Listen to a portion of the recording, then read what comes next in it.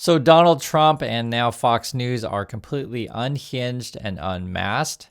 They aren't hiding it anymore. We're talking about, let's get that oil, let's get those minerals, let's go to war. You're gonna hear this stuff, and I need to show you guys this.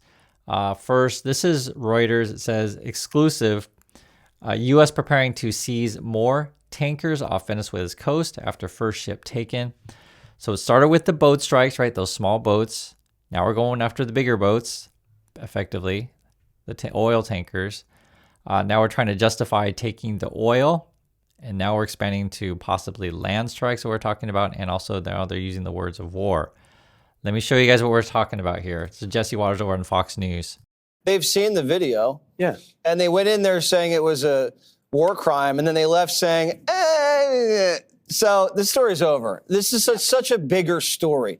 This Coke boat thing's the appetizer. Trump just said expect land strikes in Latin America. Trump just said Maduro's days are numbered, and then he said Mexico and Colombia better watch out. We just had 2 U.S. jets violate Venezuelan airspace, and we're seizing oil tankers off their coast. This is much bigger than one strike against a vessel. This is a huge change in American foreign policy. We are the biggest superpower of the world, and we can project enormous power all over the world, but we don't do it in our own hemisphere. And as of now, that has changed. This is now a goal to dominate Latin America. They have mineral wealth. They have oil wealth. And we have Russia and China screwing around there. And the cartels are so out of control that it's causing mass migration into the United States, which brings guns, it brings drugs, and it lowers American wages. So it is connected to the economy, and it's connected to power politics. And this is just the beginning. I expect next year we're going to be talking about war down there. So you just heard that from Jesse Waters. He expects to be talking about war. This is coming from them. This is the stuff that they're pushing out there to their people. And the way that this game is played, and you've seen it in history books, right? You say, oh, well, there's this group of people that is the reason for all of your problems, right? You need a scapegoat. You got to start blaming a certain group of people. And, oh, it's because of those people, then therefore we need to call in the military to do everything, right? Just to make sure we control the certain people. And then the military starts to take more power, as you see what's going on with the Trump basically orders all these times, right? And then, I mean, isn't it obvious? I don't know what to say. I'm just showing you. I'm surprised how quickly this stuff happened. We've seen it been building up to this, right?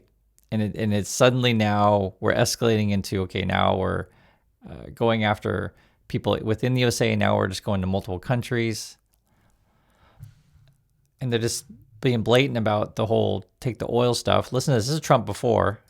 Interested in the seizure of this tanker. What happens to the oil on this ship? Well, we keep it, I guess. Where does it go? What port does it go to? Well, you have to follow the tanker. You know, you're a good newsman. Just follow the tanker. Do you know where it's going? Follow it. Get a helicopter and follow the tanker. Is it true it's going to? But we're gonna. I assume we're gonna keep the oil. So we're talking about keeping the oil, right? You can hear for yourself. And yeah, maybe there's MAGA people out there that are completely whacked out saying, oh yeah, we got this powerful military. We might as well use it. Let's go get that oil. That's essentially the kind of stuff that Jesse Waters is saying. And I just want you guys to look in the mirror and listen to yourselves. Listen to yourselves. This is Karen Levitt here. We're also talking about taking the oil. What did we say? He talks a lot about how he thinks the way to bring down prices for everything would be to bring down the cost of energy.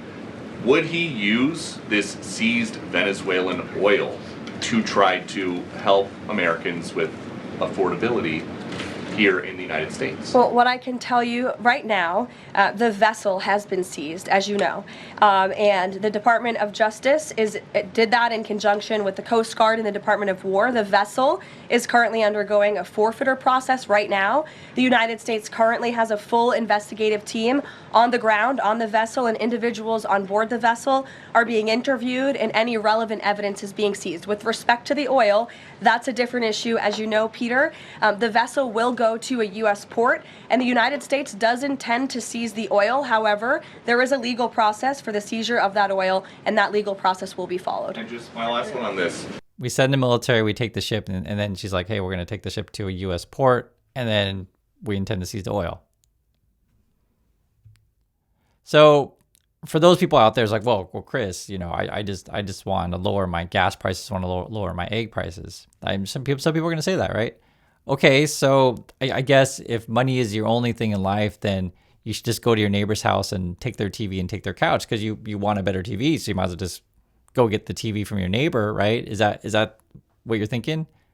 And you're like, well, I got these weapons in my house because in USA you can get any kind of weapon that you want. Oh, it's fantastic.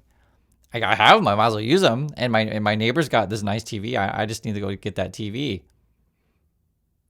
This is the kind of stuff that we're talking about now. I know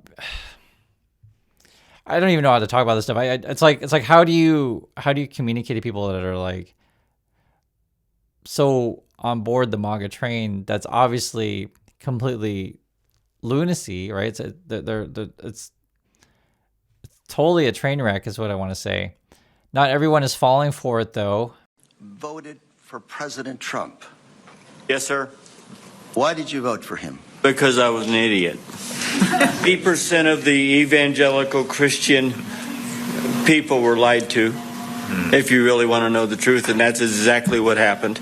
They said criminal, and I believe criminals need to be off the street. I just want to make sure people watching this understand who you are. My wife and I, when we don't work, we're ministers. We help the needy. That's what we do. The reason why this is important is because you show that some people are like, dang, Trump's a liar. They finally figured it out. Hopefully better late than never. I worry, though, because of the way Fox News talks about things all the time, is that there's like, hey, we definitely have to go to war. I mean, now we're talking about Palantir. I just talked about this yesterday. I had a feeling Palantir was building some sort of database to track people. This is what they're talking about now on Congress today. I'm troubled by the government's contracts with Palantir to create software that allows the government to assemble and combine previously siloed information in particular departments with data purchased from data brokers. Could you explain to the committee how purchased data can be used to compile comprehensive profiles of American citizens? Sure. Okay, and I want to put this in context. If you saw my last video, there was a gentleman arrested detained, I should say, in Minnesota, and the ICE people kept saying, we got to scan your face, we got to scan your face, we got to scan your face. And the guy's like, hey, I can show you my passport, it's in my phone, but they ignored him. They just were so bent on scanning the dude's face. And immediately my thing was like, is this like a Palantir thing? And then now this is what they're talking about on Capitol Hill. Listen to this. The word silo sounds very negative, but in fact, there's a good reason why data that is collected for certain purposes isn't necessarily widely shared. Often, if there's a major privacy intrusion involved in collecting the data, what justifies that privacy intrusion is the specific use to which the data is being put. That same balance of factors doesn't apply in every situation, and so it doesn't make sense to distribute the data more widely where the privacy intrusion is greater and the justification might be lesser.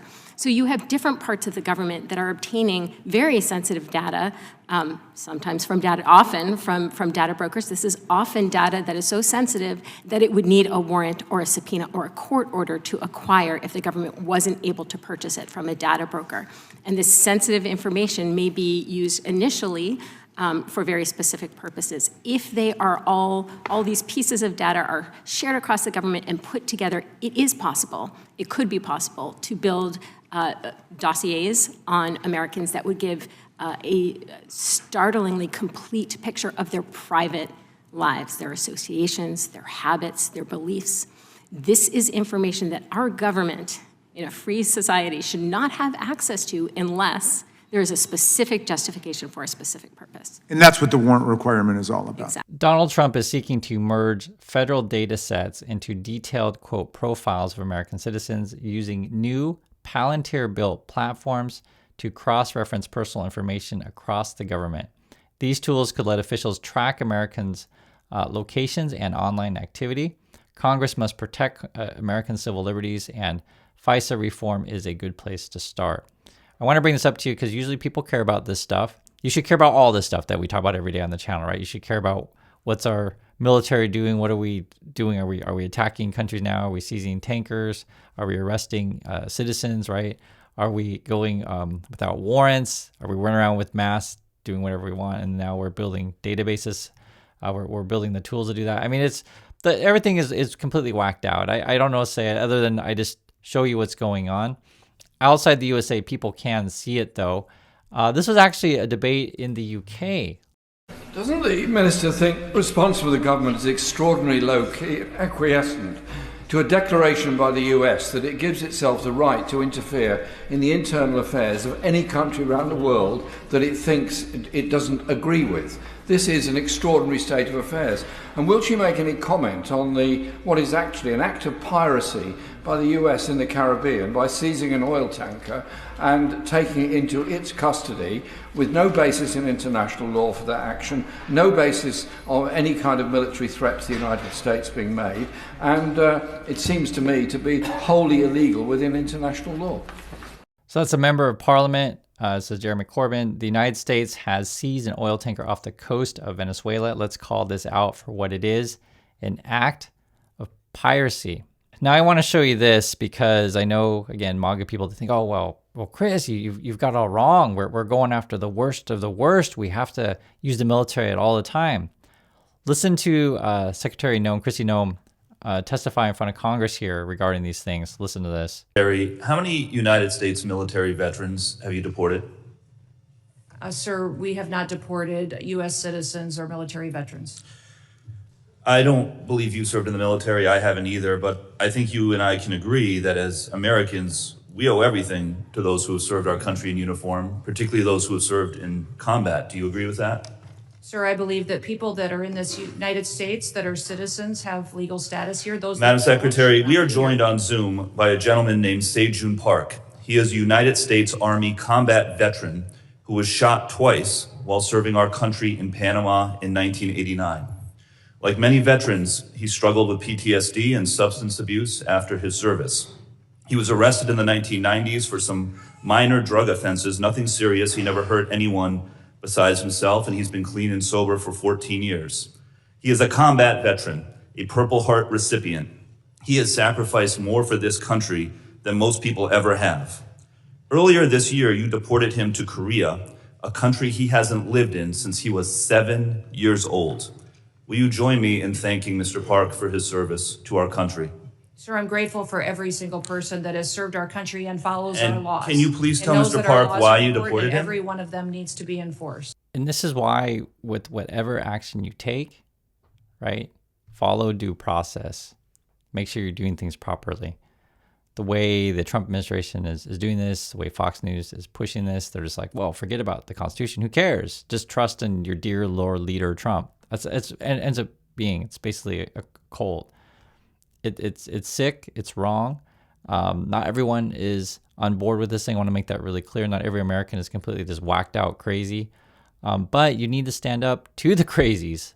I mean, you're watching it live. It's. I'll just be frank. I'm horrified every day, and it's this week is really accelerated. I mentioned it before. I had a feeling this would be the plan, meaning that I think Trump's time is, they're like, we're going to get clobbered in midterms and we need to put in all of our whacked out policies as fast as possible. I think they're probably going to try to start a war. They're like, oh, well, these other countries are now shooting at us, so we got to go shoot back at them. And you got to stick with us because we're strong. And even though we started the same way, like the tariff situation where, you create a problem and then you try to solve said problem and then you act like you're helping people. It's the whole thing is it's just whacked out. So I've been saying that all week, and it's just accelerating. So I just want to share this with you. Please share your thoughts on this, and I'll catch you in the next video.